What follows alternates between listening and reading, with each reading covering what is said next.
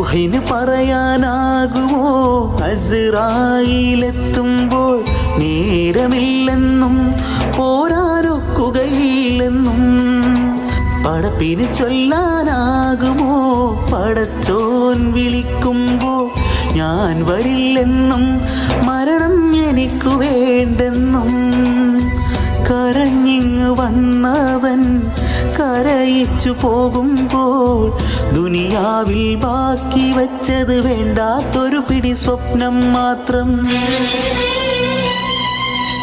റൂഹിന് പറയാനാകുമോ അസ്റായിലെത്തുമ്പോൾ നേരമില്ല